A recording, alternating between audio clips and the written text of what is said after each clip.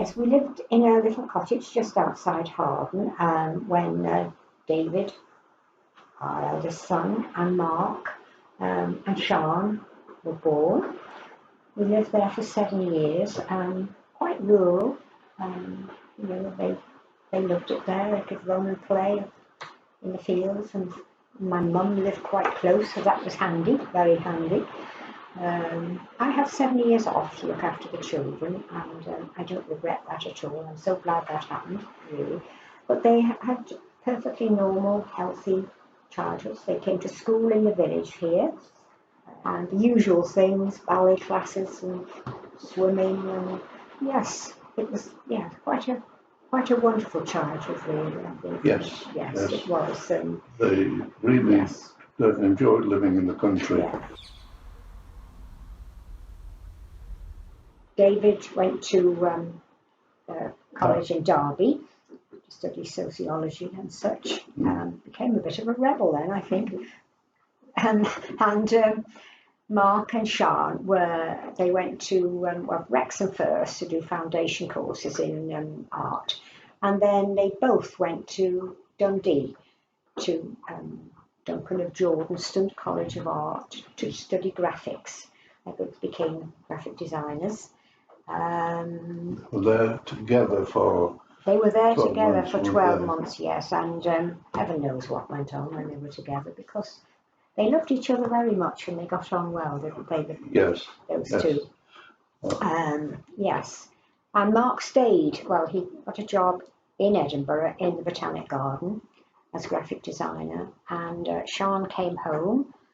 Those years, the 70s, the early 80s, were pretty good.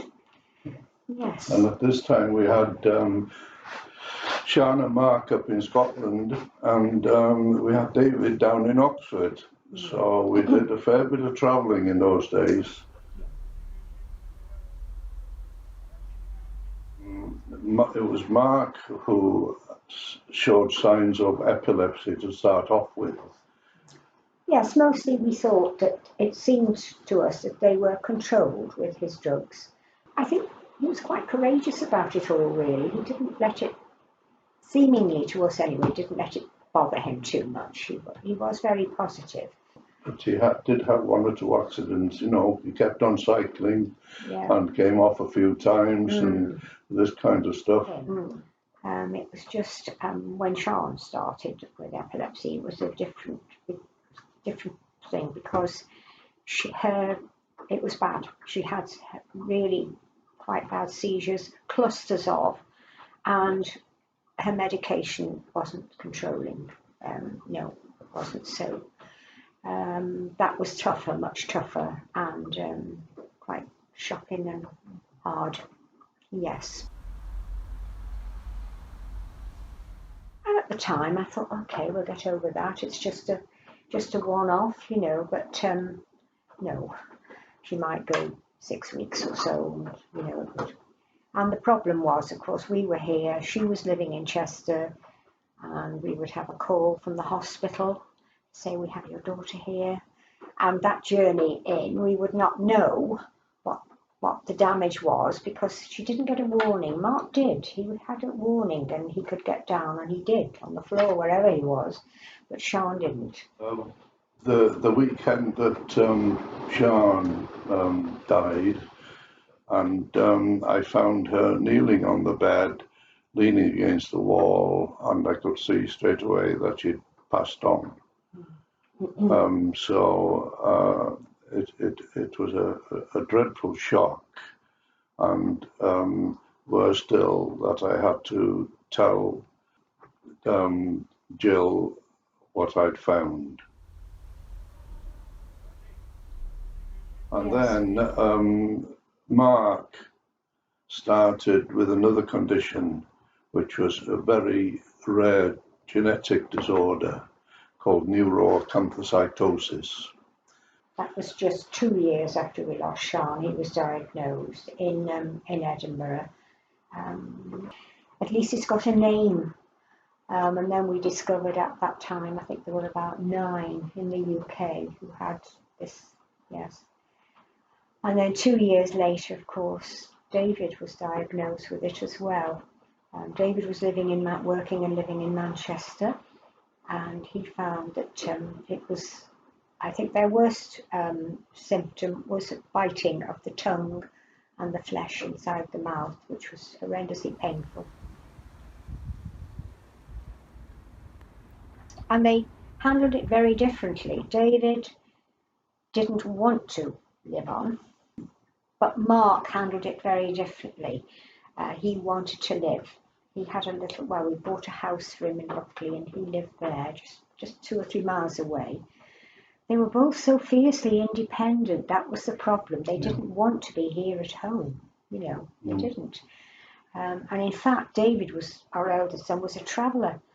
I don't know how many times he went abroad. He actually went to Alaska with his condition. By himself. To visit friends. And he went to India, much against our wishes. But he was determined that he was going. Nothing would stop him. Yes, the 3 of them had this determination, really, to accept that David eventually didn't want to. He used to ask me often, "Will you help me?" His sister died. He wanted to.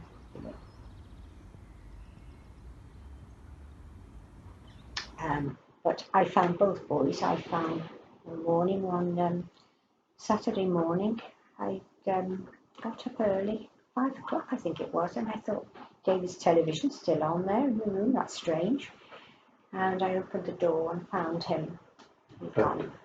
And then 4 years later, in 2008, I took Mark's lunch up. I was sleeping the other night with him, in his house, then coming home. Gordon had made Sunday lunch. I took it up. And he normally slept in the day, Mark, because he couldn't sleep at night because of the condition. And he was in bed. I thought he was in bed. And I took his meal to the kitchen, and there he was on the floor, and he'd gone. He died. In the middle of your grief and loss and shock, there is also a relief in a way that they are not going to carry on with such a suffering, really. Yes, suffering. They were. And quite a rapid decline. So in the middle of all that is this little grain of relief in a way that, yeah.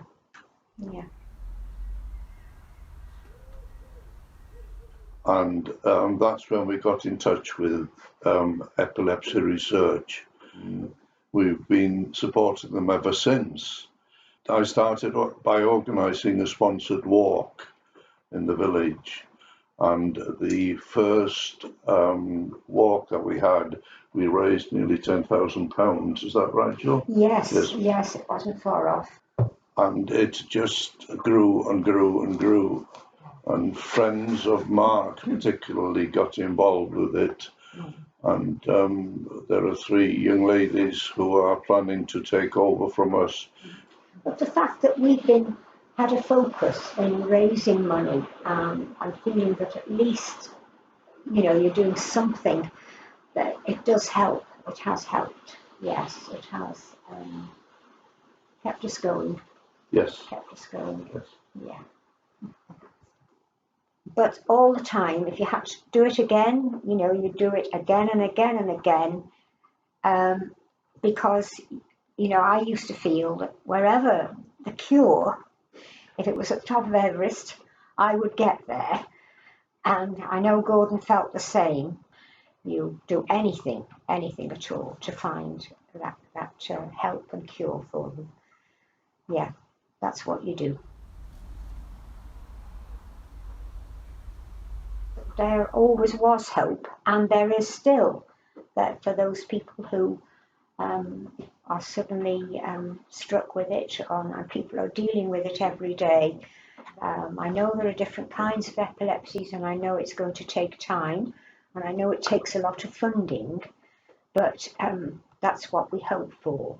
And what our hope is that no one anywhere will have to go through what we've been through.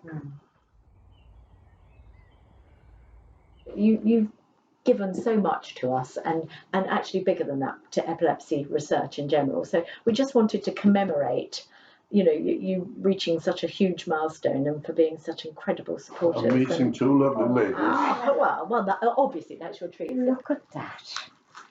It says, Gill and Gordon, in recognition of your outstanding contribution to epilepsy research, May 2021. Can't read English, you know. I know. That's it. Yeah. Beautiful. Oh, well, now I'm lost for words now. I am. Thank you so much. Thank you very much indeed. No, it's That thank you. will have pride of place.